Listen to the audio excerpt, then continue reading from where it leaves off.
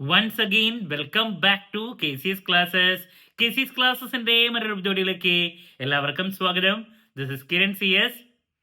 Sreenarayana open university BCom BBA first semester exams March 8 start ചെയ്യാൻ പോവാണ്. Important ക്വസ്റ്റ്യൻസിന്റെ series ആണ് നമ്മളിപ്പോൾ ചെയ്തുകൊണ്ടിരിക്കുന്നത്. ഇന്നത്തെ വീഡിയോയിൽ BCom BBA സ്റ്റുഡൻസിന്റെ ഏറ്റവും ഇമ്പോർട്ടൻ്റ് ആയിട്ടുള്ള തിയറി പേപ്പറാണ് പ്രിൻസിപ്പിൾസ് ഓഫ് മാനേജ്മെന്റ്. ഈ ഒരു സബ്ജക്റ്റിന്റെ എൻറ്റയർ ഡീറ്റെയിൽസിലോട്ടാണ് നമ്മൾ പോകുന്നത്. ഏതൊക്കെയാണ് എസ് എ ചാപ്റ്റേഴ്സ്, എങ്ങനെ പ്രയോറിറ്റൈസ് ചെയ്ത് പഠിക്കണം, ഏറ്റവും കൂടുതൽ മാർക്സ് നമ്മൾ എക്സ്പെക്ട് ചെയ്യുന്ന ഏരിയാസ് ഏതൊക്കെയാണ്, ഇതൊക്കെ നമുക്ക് വൺ ബൈ വൺ ആയിട്ട് കാണാം. വീഡിയോയിലോട്ട് പോണേക്കാൾ മുമ്പ് പറയാനുള്ളത്, നമ്മുടെ സ്ഥാപനം Sreenarayana open university BCom BBA MCom ഈ 3 കോഴ്സസിനും ഓൺലൈനായിട്ട് അഡ്മിഷനും ഓൺലൈനായിട്ട് കോച്ചിങ്ങും അതുമാത്രമല്ല അസൈൻമെന്റ് സപ്പോർട്ടും പ്രൊവൈഡ് ചെയ്യുന്ന സ്ഥാപനമാണ്.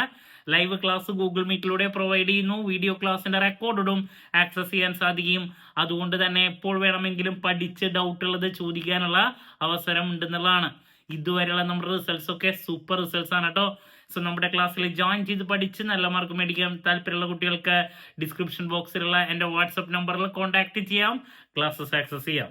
ഓക്കെ, സോ നമുക്ക് എന്തെങ്കിലും വീഡിയോയിലോട്ട് പോകാം.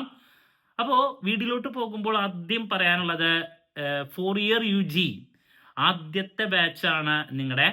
അതുകൊണ്ട് തന്നെ നിങ്ങൾക്ക് പ്രീവിയസ് ഇയർ ക്വസ്റ്റ്യൻ പേപ്പർ എന്ന് പറഞ്ഞിട്ട് ഒന്ന് ഇല്ല. നിങ്ങളാണ് ആദ്യമായിട്ട് ഈ യൂണിവേഴ്സിറ്റിയിലെ 4 ഇയർ UGയുടെ എക്സാം എഴുതാൻ പോകുന്നത്. ഓക്കെ, അപ്പോൾ അത് ആദ്യം മനസ്സിലാക്കുക. ഈ ഒരു സബ്ജക്റ്റിന്റെ സിലബസിന്റെ ബേസിലെ ടോപ്പിക്സിന്റെ ബേസിലൊക്കെയാണ് നമ്മൾ ഈ ഇമ്പോർട്ടൻറ്റ് ക്വസ്റ്റ്യൻസിന്റെ വീഡിയോ ചെയ്യുന്നത്. ഓക്കെ, സോ നമുക്ക് എന്തെങ്കിലും വീഡിയോയിലോട്ട് പോകാം. അപ്പോൾ പ്രിൻസിപ്പിൾസ് ഓഫ് മാനേജ്മെന്റിൽ നമുക്ക് 6 ബ്ലോക്കുകളാണ് കാണാൻ സാധിക്കുക. ഒരുപാട് വായിക്കാനുണ്ട്, ബട്ട് നമ്മൾ ഒരുപാട് വായിച്ചു വെറുതെ നേരം കളയരുത്. പിന്നെ ഈ ഒരു സബ്ജക്റ്റ് നിങ്ങൾ +1 പഠിച്ചിട്ടുള്ള ഒരു ടോപ്പിക് തന്നെയാണ്. മെജോറിറ്റി കാര്യങ്ങൾ അത് തന്നെയാണ് നമുക്ക് റിപ്പീറ്റ് ആയിട്ട് കാണാൻ സാധിക്കുക. അപ്പോൾ ഫസ്റ്റ് മൊഡ്യൂൾ എന്ന് പറയുന്നത് മാനേജ്മെന്റിന്റെ ബേസിക്സ് ആണ്, introduction to management. Then 5 functions ആണ്, ബാലൻസ് ബ്ലോക്കുകൾ കാണാൻ സാധിക്കുക, planning, organising, staffing, directing and controlling. ഇതാണ് നമ്മുടെ മൊത്തം സിലബസ് ഡീറ്റെയിൽസ് എന്ന് പറയുന്നത്. ഓക്കെ, അപ്പോൾ എങ്ങനെ ഇതിനെ പ്രയോറിറ്റൈസ് ചെയ്ത് പഠിക്കണം? നമ്മുടെ ക്വസ്റ്റ്യൻ പേപ്പറിന്റെ പാറ്റേൺ എന്ന് പറയുന്നത് 2 മാർക്സ് ആണ് ആദ്യം വരുന്നത്. 8 ചോദ്യങ്ങൾ, അതിൽ 5 എണ്ണം. അതിനുശേഷം നെക്സ്റ്റ് വരുന്നത് 5 മാർക്കിന്റെ ചോദ്യങ്ങൾ, 10 ചോദ്യങ്ങളാണ് വരുന്നത്. അതിൽ 6 ചോദ്യങ്ങൾക്ക് ആൻസർ ചെയ്യണം. ഒരു ചോദ്യത്തിന് 5 മാർക്ക്, അങ്ങനെ 30 മാർക്ക്. പിന്നെ എസ് 4 ചോദ്യങ്ങൾ വരുന്നു, അതിൽ 2 എണ്ണത്തിന് ആൻസർ കൊടുക്കണം. ഒരു ചോദ്യത്തിന് 15 മാർക്ക്, അങ്ങനെ 30 മാർക്ക്. ഇങ്ങനെ 70 മാർക്കാണ് നമുക്ക് എക്സ്റ്റേണൽ ആയിട്ട് നമുക്ക് എഴുതി മേടിക്കാനുള്ളത്. 30 മാർക്ക് ഇന്റേണൽ അസൈൻമെന്റിന്റെ ബേസിൽ. ഓക്കെ, അപ്പോൾ ഇവിടെ മാനേജ്മെന്റിന്റെ സബ്ജക്ട് ഡീറ്റെയിൽസിലോട്ട് പോകുമ്പോൾ ഇൻട്രൊഡക്ഷൻ നമുക്ക് ആദ്യം കാണാൻ സാധിക്കും. ബേസിക്സ് ആണ്. അപ്പോൾ ആദ്യം നിങ്ങൾക്ക് അത് വെച്ചിട്ട് സ്റ്റാർട്ട് ചെയ്യാം. ബട്ട് അതിൽ ഒരുപാട് കാര്യങ്ങൾ നിങ്ങൾക്ക് കാണാൻ സാധിക്കും. അതിൽ പിക്ക് ചെയ്ത് പഠിക്കണം. അത് ഏതൊക്കെ ഏരിയാസിലോട്ട് ഫോക്കസ് ചെയ്യണം എന്നുള്ളത് ഞാൻ പറഞ്ഞുതരാം. അപ്പോൾ ഫസ്റ്റ് ബ്ലോക്ക് വെച്ച് നിങ്ങളുടെ പഠനം ആരംഭിക്കാം. അതിനുശേഷം പ്ലാനിങ് രണ്ടാമത് ഓർഡറിൽ തന്നെ പഠിക്കാം. ബ്ലോക്ക് നമ്പർ 2 പ്ലാനിങ് പഠിച്ചതിന് ശേഷം നിങ്ങൾ നേരെ പിന്നെ ഫോക്കസ് കൊടുക്കേണ്ടത് ബ്ലോക്ക് നമ്പർ 5. അതിൽ മോട്ടിവേഷൻ, ലീഡർഷിപ്പ്, കമ്മ്യൂണിക്കേഷൻ, ഈ 3 ടോപ്പിക്സിലോട്ടാണ് പിന്നെ ഫോക്കസ് കൊടുക്കേണ്ടത്. അപ്പോൾ ബ്ലോക്ക് നമ്പർ 2 പഠിച്ചാൽ ആ ഓർഡറിൽ പഠിച്ചു പോകരുത്. പിന്നെ ഏറ്റവും കൂടുതൽ മാർക്സ് കണ്ടുവരുന്ന ഏരിയ എന്ന് പറയുന്നത് മോട്ടിവേഷൻ, ലീഡർഷിപ്പ്, ദെൻ കമ്മ്യൂണിക്കേഷൻ. ഇത് 3ആണ് എസ് എ ടോപ്പിക്സ് ആണത്. ദെൻ പിന്നെ കൺട്രോളിങ്ങിന്റെ ബേസിക്സും കാര്യങ്ങളൊക്കെ പഠിക്കാം.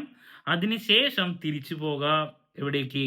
ഓർഗനൈസിങ്ങിലോട്ട്, പിന്നെ സ്റ്റാഫിങ്ങിന്റെ ഏരിയാസ്. അപ്പോൾ പഠിക്കുമ്പോൾ നിങ്ങൾ പ്രയോറിറ്റൈസ് ചെയ്യേണ്ട ഒരു സ്റ്റെപ്പാണ്, അല്ലെങ്കിൽ പ്രയോറിറ്റൈസ് ചെയ്യേണ്ടതാണ് ഞാൻ പറഞ്ഞത്. ഓർഡറിൽ പഠിച്ചു പോകരുത്. ബ്ലോക്ക് നമ്പർ 1 പഠിക്കുക, ബ്ലോക്ക് നമ്പർ 2 പ്ലാനിങ് പഠിക്കുക, ദെൻ പിന്നെ 5 motivation, leadership, communication, then controlling, ഓർഗനൈസിങ്ങും സ്റ്റാഫിങ്ങും പഠിക്കുക. ഓക്കെ, അപ്പോൾ ഈ ഓർഡറിൽ പഠിക്കുക. ഇനി ഇതിൽ ഫോക്കസ് ചെയ്യേണ്ട കാര്യങ്ങൾ നമുക്ക് 1 ബൈ 1 ആയിട്ട് കാണാം. ഓക്കെ, അപ്പോൾ ഇൻട്രൊഡക്ഷൻ ടു മാനേജ്മെന്റ് ബേസിക്സ് ആണ്. അപ്പോൾ ഈ ഇൻട്രൊഡക്ഷനിൽ കാണുന്ന എല്ലാ കാര്യങ്ങളും വലിച്ചു വാരി പഠിക്കരുത്. എങ്ങനെയൊക്കെ ഏതൊക്കെ പഠിക്കണം എന്നുള്ളത് നമുക്ക് കാണാം. ആദ്യം തന്നെ മാനേജ്മെന്റ് എന്താണ് നിർബന്ധമായും പഠിക്കുക. 2 മാർക്കിന്റെ ഒരു ഡെഫിനേഷൻ നമുക്ക് പ്രതീക്ഷിക്കാം. എന്താണ് മാനേജ്മെന്റ് എന്ന് പറയുന്നത്? Okay, getting things done through others. പിന്നെ ഇതില് management is both art and science, management is പ്രൊഫഷനാണ്. അപ്പോൾ അങ്ങനത്തെ കൺസെപ്റ്റിലുള്ള ആ ഒരു ഡീറ്റെയിൽസ് എടുത്തിട്ട് 2 മാർക്കിനെ ചോദിക്കാറുണ്ട്. Management is both art and science എന്തുകൊണ്ട് എന്ന് ചോദിക്കാറുണ്ട്. മാനേജ്മെന്റ് ഈസ് പ്രൊഫഷൻ ആണ് എന്തുകൊണ്ട് എന്ന് ചോദിക്കാറുണ്ട്. അപ്പോൾ അത് പഠിച്ചിരിക്കണം കേട്ടോ.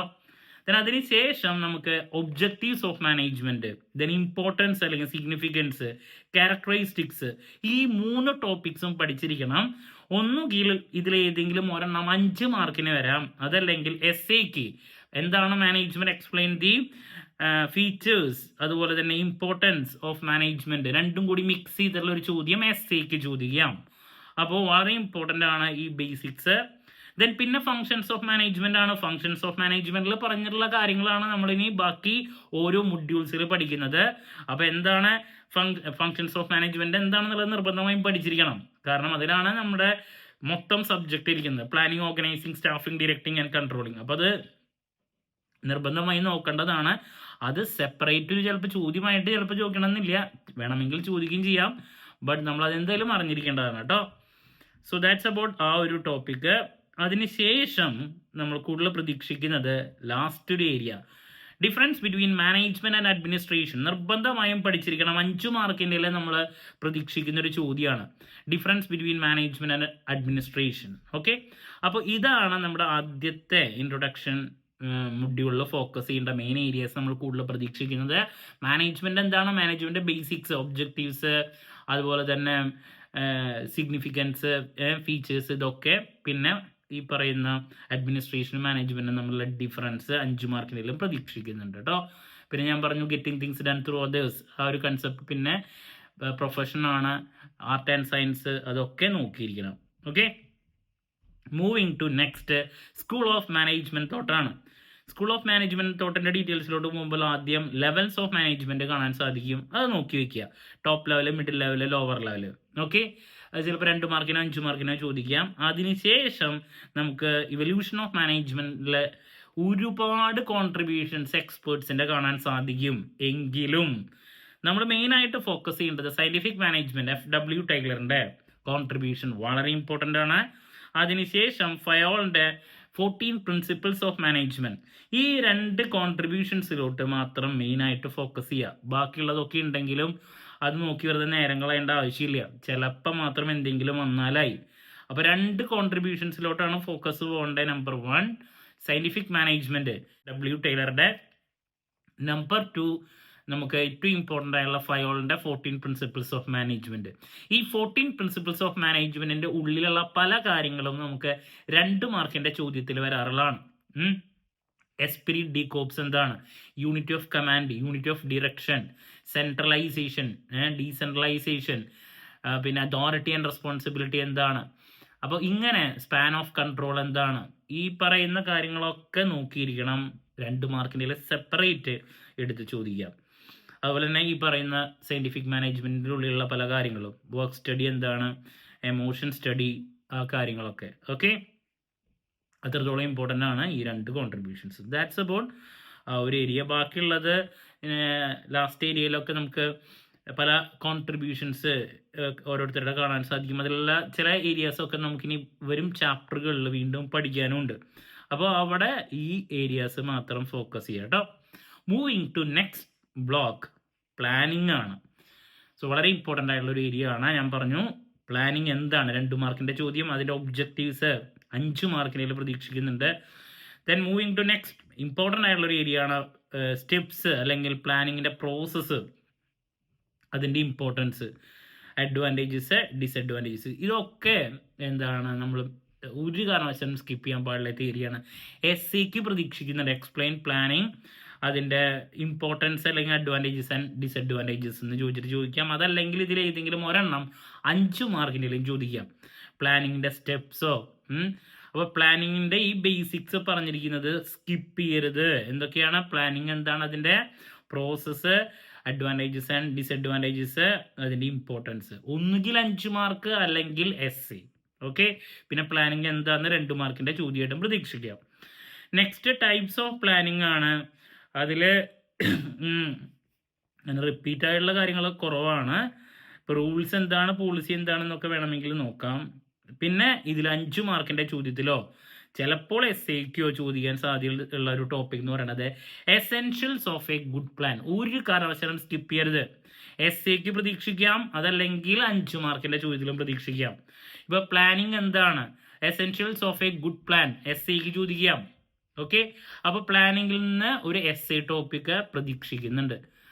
അപ്പോൾ 4 എസ്സേയിൽ നമ്മൾ പ്രതീക്ഷിക്കുന്ന 4 എസ്സേ ഏറ്റവും കൂടുതൽ എക്സ്പെക്ട് ചെയ്യുന്ന ടോപ്പിക്സ് മൊഡ്യൂൾസ് എന്ന് പറയുന്നത്, ആദ്യത്തെ ബ്ലോക്കിൽ നിന്ന് മാനേജ്മെൻറ്റ് ബേസിക്സ്, മാനേജ്മെൻറ്റ് എന്താണ്, അതിൻ്റെ ഇമ്പോർട്ടൻസ്, മറ്റു കാര്യങ്ങൾ. പ്ലാനിങ്ങിൽ നിന്ന് പ്ലാനിങ് എന്താണ്, അതിൻ്റെ അഡ്വാൻറ്റേജസ് ഡിസഡ്വാൻറ്റേജസ് ഇമ്പോർട്ടൻസ് ഇല്ല, അതല്ലെങ്കിൽ എസെൻഷ്യൽസ് ഓഫ് ഗുഡ് പ്ലാൻ. ഇതാണ് നമ്മൾ പ്രതീക്ഷിക്കുന്ന മറ്റൊരു എസ്സേ ചോദ്യം എന്ന് പറയുന്നത്. ഓക്കെ, അപ്പോൾ പ്ലാനിങ് വളരെ ഇമ്പോർട്ടൻ്റ് ആണ് കേട്ടോ. എസ്സേ 2 മാർക്സ് 5 മാർക്സ് 3 പാർട്ടിലും ചോദ്യങ്ങൾ പ്രതീക്ഷിക്കാം. ദെൻ നെക്സ്റ്റ് ഓർഗനൈസിങ് ആണ്. ഞാൻ പറഞ്ഞു പ്ലാനിങ് കഴിഞ്ഞ് കഴിഞ്ഞാൽ നിങ്ങൾ നേരെ പോകേണ്ടത് ശരിക്കും പറഞ്ഞാൽ മോട്ടിവേഷൻ, ലീഡർഷിപ്പ്, കമ്മ്യൂണിക്കേഷൻ ആണ്.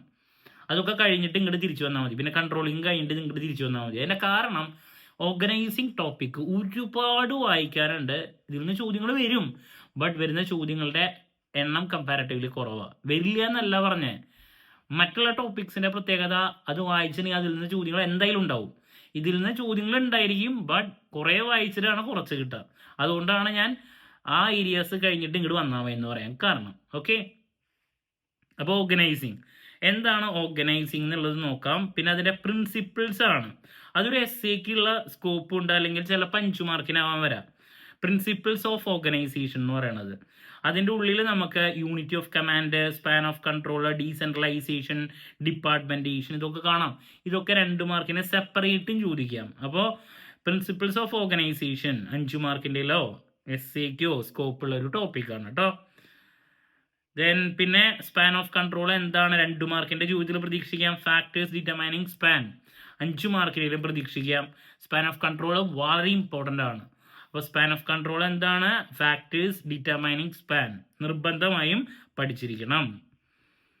അതാണ് മറ്റൊരു കാര്യം. പിന്നെ ഓർഗനൈസേഷൻ സ്ട്രക്ചർ ആണ്. അതിൽ പലതരത്തിലുള്ള സ്ട്രക്ചർ, ഫോർമൽ ഉണ്ട്, ഇൻഫോർമൽ ഉണ്ട്. 2 മാർക്കിൽ സെപ്പറേറ്റ് എക്സ്പെക്ട് ചെയ്യാം. എന്താണ് ഫോർമൽ ഓർഗനൈസേഷൻ, എന്താണ് ഇൻഫോർമൽ ഓർഗനൈസേഷൻ, വളരെ ഇമ്പോർട്ടൻ്റ് ആണ്. അതിൻ്റെ ഡിഫറൻസോ അല്ലെങ്കിൽ ഇത് സെപ്പറേറ്റ് എന്താണെന്നുള്ള ചോദ്യമായിട്ട് വരാറുണ്ട്. പിന്നെ നെക്സ്റ്റ് ടൈപ്സ് ഓഫ് ഓർഗനൈസേഷൻ ആണ്. Line organisation, line and staff, functional committee. ഇതിലേതെങ്കിലും ഒരെണ്ണം 2 മാർക്കിന് ചോദിക്കാനുള്ള സ്കോപ്പ് ഉണ്ട്. അതുപോലെ തന്നെ എസ്സേക്കും സ്കോപ്പുള്ള വലിയൊരു ടോപ്പിക്കാണ്. അപ്പോൾ ഞാൻ പറഞ്ഞു കുറേ വായിക്കണം, എന്നാലാണ് അത് ഒരെണ്ണം കിട്ടുക. അപ്പോൾ ഇതിലേതെങ്കിലും ഒരെണ്ണം 2 മാർക്കിന് പ്രതീക്ഷിക്കാം. എസ്സേക്ക് സ്കോപ്പുള്ളൊരു ടോപ്പിക്കാണ്. ലൈൻ ഓർഗനൈസേഷൻ എന്താണെന്ന് മാത്രം, ലൈൻ ആൻഡ് സ്റ്റാഫ്, ഫങ്ഷണൽ, അങ്ങനെ സെപ്പറേറ്റ് 2 മാർക്കിനും ചോദിക്കാം. അപ്പോൾ എന്തായാലും പഠിച്ചിരിക്കണം കേട്ടോ. ഇനി അതോറിറ്റി ആൻഡ് റെസ്പോൺസിബിലിറ്റി എന്താണ്, 2 മാർക്കിൻ്റെ ചോദ്യത്തിൻ്റെ ഒരു സ്കോപ്പ് മാത്രമാണല്ലോ, ആ രീതിയിൽ നോക്കുക. അതുപോലെ തന്നെ ഡെലഗേഷൻ ഓഫ് അതോറിറ്റി എന്താണ്, 2 മാർക്സിൻ്റെയിലാണ് പ്രതീക്ഷിക്കുന്നത്. ചില സമയത്ത് ഡെലഗേഷൻ ഓഫ് അതോറിറ്റിയുടെ ഫീച്ചേഴ്സ് നമുക്ക് 5 മാർക്കിൻ്റെയിലും വരാറുണ്ട്. അതിൻ്റെ ഫീച്ചേഴ്സ് എന്താണെന്നുള്ളത് സെപ്പറേറ്റ് അതും പഠിക്കുക കേട്ടോ. സോ ദാറ്റ്സ് അബൌട്ട് ഡെലഗേഷനിൽ ഫോക്കസ് ചെയ്യേണ്ട കാര്യങ്ങൾ. അത് മാത്രം തന്നെയാണ് അവിടെ ഫോക്കസ് ചെയ്യേണ്ടത് കേട്ടോ, നമ്മൾ പ്രതീക്ഷിക്കുന്നത് അതാണ്. പിന്നെ ഡീസെൻട്രലൈസേഷൻ 2 മാർക്സിന് നോക്കാം. സോ ദാറ്റ്സ് അബൌട്ട് നമ്മുടെ ആ ഒരു ഓർഗനൈസേഷൻ സ്ട്രക്ചറിൽ നമ്മൾ ഫോക്കസ് ചെയ്യേണ്ട ഏരിയാസ്. അപ്പോൾ കുറേ വായിക്കാനുണ്ട് ഓർഗനൈസിങ്, കണ്ടില്ലേ. ബട്ട് അതിൽ ഞാൻ പറഞ്ഞ ഏരിയാസ് പിക്ക് ചെയ്ത് പോവാം. ഇനി സ്റ്റാഫിംഗ് ആണ്. സ്റ്റാഫിംഗ് അഗെയിൻ കുറേ വായിക്കാനുണ്ട്. അതിൽ നിന്നും വരുന്ന ഏരിയ ഈ പറഞ്ഞ പോലെ കുറവാണ്, കുറേ വായിച്ചിട്ടാണ്. അതുകൊണ്ട് നിങ്ങൾ ലാസ്റ്റ് ഫോക്കസ് ചെയ്താൽ മതി ഈ ഒരു ടോപ്പിക്ക്. അപ്പോൾ സ്റ്റാഫിംഗ് എന്താണ് 2 മാർക്കിൻ്റെ ചോദ്യത്തിൽ പഠിക്കണം. അതിനുശേഷം മാൻ പവർ പ്ലാനിങ് 2 മാർക്സിൻ്റെ നോക്കി വയ്ക്കുക. പിന്നെ ഇതിലുള്ളത് പ്രോസസ് ഓഫ് സ്റ്റാഫിംഗ് ഉണ്ട്, മാൻ പവർ പ്ലാനിങ്. അതിൽ ഈ മാൻ പവർ പ്ലാനിങ് എന്താണെന്ന് നോക്കാം. പിന്നെ അതിനുശേഷം 2 മാർക്കിൽ പ്രതീക്ഷിക്കുന്ന കുറച്ച് ചോദ്യങ്ങളുണ്ട്. Job analysis, job description, job specification. ഈ ജോബ് സ്പെസിഫിക്കേഷനും ജോബ് ഡിസ്ക്രിപ്ഷനും 2 മാർക്സിൻ്റെ പഠിക്കണം. 2 മാർക്കിൻ്റെ ചോദ്യത്തിൽ കേട്ടോ. പിന്നെ ഇതിൽ മെയിനായിട്ട് നമുക്ക് കാണാൻ സാധിക്കുക റിക്രൂട്ട്മെൻറ്റും സിലക്ഷനും ആണ്. അതിലെ സോഴ്സസ് ഓഫ് റിക്രൂട്ട്മെൻറ്റ് എന്ന് പറയുന്നത് ഒരു 5 മാർക്കിൻ്റെ ചോദ്യത്തിൽ പ്രതീക്ഷിക്കാൻ സാധിക്കുന്ന ഒരു ടോപ്പിക്കാണ്. ഇൻറ്റേർണൽ സോഴ്സസും ഉണ്ട്, എക്സ്റ്റേണൽ സോഴ്സസും ഉണ്ട്. ദെൻ സിലക്ഷൻ ആണ് നെക്സ്റ്റ് കാണാൻ സാധിക്കുന്നത്. ശരിക്കും പറഞ്ഞാൽ സിലക്ഷൻ പ്രോസസ്സ് ഒക്കെ ആദ്യ കാലഘട്ടത്തിലെ SCക്കൊക്കെ വരാറുള്ളതാണ്. ഇപ്പോൾ കുറച്ച് ഞാൻ പറഞ്ഞു ലീഡർഷിപ്പ്, മോട്ടിവേഷൻ, അതിൽ നിന്നാണ് കൂടുതൽ ചോദ്യങ്ങൾ വരുന്നത്. നിങ്ങൾക്ക് നോക്കി വയ്ക്കാം. ഓക്കെ, പിന്നെ നിങ്ങളിതിൽ ഫോക്കസ് ചെയ്യേണ്ടത് ട്രെയിനിങ് ആണ്. ട്രെയിനിങ് ആൻഡ് ഡെവലപ്മെൻറ്റ് കാര്യങ്ങളൊക്കെ ഉണ്ട്. റിപ്പീറ്റായിട്ട് കാണാറുണ്ടോ എന്ന് ചോദിച്ചാൽ അങ്ങനെ ഇല്ല. പിന്നെ പെർഫോമൻസ് അപ്രൈസിൽ എന്താണ് 2 മാർക്സിൻ്റെ പഠിക്കുക. ഇതൊക്കെ ശരിക്കും പറഞ്ഞാൽ നമുക്ക് ഇനി ഇത് കഴിഞ്ഞിട്ട് വേറൊരു സബ്ജക്റ്റ് പഠിക്കും വരും സെമസ്റ്ററുകളിൽ, HR എന്ന് പറഞ്ഞിട്ട്, ഹ്യൂമൻ റിസോഴ്സ് മാനേജ്മെൻറ്റ്. അതിലാണ് ഇതൊക്കെ ഡീറ്റെയിൽഡ് ആയിട്ട് പഠിക്കാനുള്ളത്. അപ്പോൾ ഇവിടെ സ്റ്റാഫിങ്ങിൻ്റെ ഈ പറഞ്ഞ ബേസിക്സും കാര്യങ്ങളൊക്കെ നോക്കി വയ്ക്കുക. Man power planning, performance appraisal, recruitment എന്താണ്, സെലക്ഷൻ എന്താണ്, സോഴ്സസ് ഓഫ് റിക്രൂട്ട്മെൻറ്റ്, സിലക്ഷൻ്റെ പ്രോസസ്സ്, ഇതൊക്കെയാണ് അതിൽ മെയിനായിട്ടുള്ള ഏരിയാസ്. പിന്നെ job analysis, job specification, job description, ഇതൊക്കെ 2 മാർക്കിന് തന്നെ നോക്കാം. നെക്സ്റ്റ് ഡിറക്റ്റിംഗ് ആണ്. അതിൻ്റെ ബേസിക് കൺസെപ്റ്റ് നോക്കാം. അതിനുശേഷം നിങ്ങൾ മെയിനായിട്ട് പോകേണ്ടത് ഞാൻ പറഞ്ഞു അതിൽ യൂണിറ്റ് നമ്പർ 2 മോട്ടിവേഷൻ ആൻഡ് ലീഡർഷിപ്പാണ്. നിർബന്ധമായും പഠിച്ചു വയ്ക്കുക എന്താണ് motivation. Then theories of motivation, നമ്മൾ SCക്ക് പ്രതീക്ഷിക്കുന്ന ഒരു ടോപ്പിക്കാണ് theories of motivation. The most important topic. ഒന്നുകിൽ തിയറീസ് ഓഫ് മോട്ടിവേഷൻ എഴുതാൻ വേണ്ടിയിട്ട് ഒരു essay ചോദിക്കാം, അതല്ലെങ്കിൽ അതിൽ പല ആൾക്കാരുടെ കോൺട്രിബ്യൂഷൻസ് ഉണ്ട്. അതിൽ ഏതെങ്കിലും ഒരെണ്ണം SAക്കോ 5 മാർക്കിന് തന്നെ ചോദിക്കാം. അതിൽ ഏറ്റവും ഇമ്പോർട്ടൻ്റ് ആയിട്ടുള്ള കോൺട്രിബ്യൂഷൻ മാസ്ലോസ് നീഡ് ഹൈറാർക്കി തിയറിയാണ്. ഒരു കാരണവശാലും സ്കിപ്പ് ചെയ്യരുത്, വളരെ ഇമ്പോർട്ടൻ്റ് ആണ്. നമ്മൾ 5 മാർക്കിൻ്റെയോ അതല്ലെങ്കിൽ SAക്ക് പ്രതീക്ഷിക്കുന്നുണ്ട്. പിന്നെ ERG തിയറി കാണാം. അതിനുശേഷം ദി മോസ്റ്റ് ഇമ്പോർട്ടൻറ്റ് കോൺട്രിബ്യൂഷൻ മെക്ഗ്രെഗറുടെ XY തിയറി നിർബന്ധമായും പഠിച്ചിരിക്കണം. അതുപോലെ തന്നെ ഹേഴ്സ്ബർഗിൻ്റെ ഹൈജീൻ തിയറി നിർബന്ധമായും പഠിച്ചിരിക്കണം. അങ്ങനെ തിയറീസ് ഓഫ് കോൺട്രിബ്യൂഷൻ വളരെ ഇമ്പോർട്ടൻ്റ് ആണ്. ഒന്നുകിൽ SA അതല്ലെങ്കിൽ 5 മാർക്ക്. അതിൽ എബ്രഹാം മാസ്ലോയും പിന്നെ XY തിയറിയും മെക്ഗ്രെഗറിൻ്റെ വളരെ ഇമ്പോർട്ടൻ്റ് ആണ് കേട്ടോ. Moving to next topic leadership. ഈ പറയണമൊന്നും സ്കിപ്പ് ചെയ്യരുത് കേട്ടോ. ലീഡർഷിപ്പ്, മോട്ടിവേഷൻ, കമ്മ്യൂണിക്കേഷൻ, ഈ 3 ടോപ്പിക്സിൽ നിന്ന് ഒരു essay കമ്പൽസറി ആണ്. മനസ്സിലാവുണ്ടോ? പിന്നെ 5 മാർക്കിൻ്റെ ചോദ്യങ്ങളിലും പ്രതീക്ഷിക്കാം. അപ്പോൾ ലീഡർഷിപ്പ് എന്താണ്, ഇമ്പോർട്ടൻസ് ഓഫ് ലീഡർഷിപ്പ് നോക്കണം. ദെൻ അതിനുശേഷം നമ്മളിതിൽ കൂടുതൽ പ്രതീക്ഷിക്കുന്ന ടോപ്പിക് എന്ന് പറയുന്നത് ലീഡർഷിപ്പിൽ ഡിഫറെൻറ്റ് ലീഡർഷിപ്പ് സ്റ്റൈൽസ് ഉണ്ട്. അതാണ് ഇമ്പോർട്ടൻസ് ആയിട്ട് പറയുന്നത്. പല ലീഡർഷിപ്പ് സ്റ്റൈൽസ്. അതുപോലെ തന്നെ qualities of a good leader, അതും ഇമ്പോർട്ടൻ്റ് ആണ്. 5 മാർക്കിൻ്റെയിലാണ് കൂടുതൽ വരാറ്. Qualities of a good leader, അതുപോലെ തന്നെ ലീഡർഷിപ്പ് സ്റ്റൈൽസും. ലീഡർഷിപ്പ് എന്താണ് അതിന് ഇമ്പോർട്ടൻസ്, ലീഡർഷിപ്പ് സ്റ്റൈൽസും അതുപോലെ തന്നെ qualities of a good leader, ഇതിൽ നിന്നാണ് കൂടുതൽ നമ്മൾ കണ്ടുവരാറ്. ഓക്കെ, അപ്പോൾ ലീഡർഷിപ്പ് പരമാവധി കവർ ചെയ്യാൻ നോക്കാം. മൂവിങ് ടു നെക്സ്റ്റ് ടോപ്പിക് എന്ന് പറയുന്നത് സൂപ്പർവിഷൻ ആൻഡ് കമ്മ്യൂണിക്കേഷൻ ആണ്. അതിൽ സൂപ്പർവിഷൻ എന്താണെന്ന് നോക്കാം, അതിൻ്റെ ഇമ്പോർട്ടൻസും. ദെൻ അതിനുശേഷം മെയിനായിട്ട് ഫോക്കസ് പോകേണ്ടത് കമ്മ്യൂണിക്കേഷനിലോട്ടാണ്. സൂപ്പർവിഷൻ്റെ കൺസെപ്റ്റൊക്കെ നോക്കി വയ്ക്കുക 2 മാർക്സ് 5 മാർക്സിലോട്ട്. അതിനുശേഷം കമ്മ്യൂണിക്കേഷൻ എന്താണെന്ന് പഠിക്കുക. കമ്മ്യൂണിക്കേഷൻ എന്താണ്, അതിൻ്റെ ഒബ്ജക്റ്റീവ്സ്, ദെൻ എലമെൻറ്റ്സ് പഠിക്കണം. പിന്നെ പ്രോസസ് ഓഫ് കമ്മ്യൂണിക്കേഷൻ 5 മാർക്കിൻ്റെ കമ്പൽസറി ആയിട്ട് പഠിക്കേണ്ടതാണ്. പിന്നെ types of communication sure question ആണ്. ഈ ടൈപ്സ് ഓഫ് കമ്മ്യൂണിക്കേഷനിൽ ഏതെങ്കിലും ഒരെണ്ണം 2 മാർക്കിൻ്റെ വരാറുണ്ട്. ഇപ്പോൾ ഓറല്, വെർബല്, ഈ റിട്ടൺ കമ്മ്യൂണിക്കേഷൻ, അതൊക്കെ 2 മാർക്കിൻ്റെ വരാറുണ്ട്. ഫോർമൽ കമ്മ്യൂണിക്കേഷൻ എന്താണ്, ഇൻഫോർമൽ കമ്മ്യൂണിക്കേഷൻ എന്താണ്. ടൈപ്സ് ഓഫ് കമ്മ്യൂണിക്കേഷൻ വളരെ ഇമ്പോർട്ടൻ്റ് ആണ്. ഇൻഫോർമൽ കമ്മ്യൂണിക്കേഷനെ നമ്മൾ ഗ്രേപ്പ് വൈൻ എന്ന് പറയും. അപ്പോൾ എന്താണ് ഗ്രേപ്പ് വൈൻ, 2 മാർക്കിൻ്റെ ചോദിക്കാറുണ്ട്. Then barriers to effective communication essay ടോപ്പിക്കാണ്. Methods of overcoming barriers to communication. അപ്പോൾ ബാരിയേഴ്സ് SAക്ക് വരാറുള്ളതാണ്. കമ്മ്യൂണിക്കേഷൻ എന്താണ്, ബാരിയേഴ്സ് എന്താണ്, പ്രോസസ്സ് ആദ്യം പറഞ്ഞത് നോക്കാം, മെത്തേഡ്സ് ടു ഓവർകം അതും നോക്കാം. അപ്പോൾ കമ്മ്യൂണിക്കേഷനും വളരെ ഇമ്പോർട്ടൻ്റ് ആണ്. അപ്പോൾ ഞാൻ ഈ ലാസ്റ്റ് പറഞ്ഞ 3 ടോപ്പിക്ക് എന്തൊക്കെ, മോട്ടിവേഷൻ, ദെൻ ലീഡർഷിപ്പ്, കമ്മ്യൂണിക്കേഷൻ, ഇത് 3ഉം വളരെ ഇമ്പോർട്ടൻ്റ് ആണ്. ഈ 3 ടോപ്പിക്സിൽ ഏതെങ്കിലും ഒരു ടോപ്പിക് ടോപ്പിക്കിൽ നിന്ന് നമ്മൾ എസ് 5 മാർക്കിൻ്റെ മിനിമം 3 പ്രതീക്ഷിക്കും. 3-ൽ നിന്നും ഓരോ ചോദ്യങ്ങൾ 5 മാർക്കിൻ്റെ ചിലപ്പോൾ വരാറുണ്ട്, 2 മാർക്കിൻ്റെയിലും വരാറുണ്ട്. അപ്പോൾ വളരെ ഇമ്പോർട്ടൻ്റ് ആയിട്ടുള്ള ഒരു ഏരിയ ആണ് ഈ 3 കേട്ടോ. ഓക്കെ, ക്ലാരിറ്റി കിട്ടിയെന്ന് പ്രതീക്ഷിക്കുന്നു. ശരിക്കും നിങ്ങൾ പ്ലാനിങ് പഠിച്ചു കഴിഞ്ഞാൽ ഇതാണ് പിന്നെ ഫോക്കസ് കൊടുക്കേണ്ടത്. Moving to next topic, controlling. 2 marks and 5 marks ആണ് കൂടുതൽ പ്രതീക്ഷിക്കുന്നത്. എന്താണ് കൺട്രോളിങ് പഠിച്ചു വയ്ക്കുക. പിന്നെ അതിനുശേഷം അതിന് അഡ്വാൻറ്റേജസ്, കാര്യങ്ങളും ലിമിറ്റേഷൻസും നോക്കണം. പിന്നെ സ്റ്റെപ്സ് ഇൻ കൺട്രോൾ പ്രോസസ് 5 മാർക്കിൻ്റെയിലാണ് ഞാൻ കൂടുതൽ പ്രതീക്ഷിക്കുന്നത്. കൺട്രോളിങ്ങിൻ്റെ സ്റ്റെപ്സ്, കൺട്രോളിങ്ങിൻ്റെ പ്രോസസ്സ് വളരെ ഇമ്പോർട്ടൻ്റ് ആയിട്ടുള്ളൊരു ടോപ്പിക്കാണ് കൺട്രോളിങ്ങിൻ്റെ പ്രോസസ്സ് കേട്ടോ. നിർബന്ധമായും നോക്കുക. പിന്നെ അതിൻ്റെ അപ്പോൾ അഡ്വാൻറ്റേജസ്, ഡിസഡ്വാൻറ്റേജസ്, പിന്നെ പ്രോസസ്സ്, ഈ 3 ടോപ്പിക്സ് ആണ് നോക്കേണ്ടത്. അപ്പോൾ 5 മാർക്ക് അല്ലെങ്കിൽ 2 മാർക്കായിട്ടാണ് കൂടുതൽ പ്രതീക്ഷിക്കുന്നത് കേട്ടോ.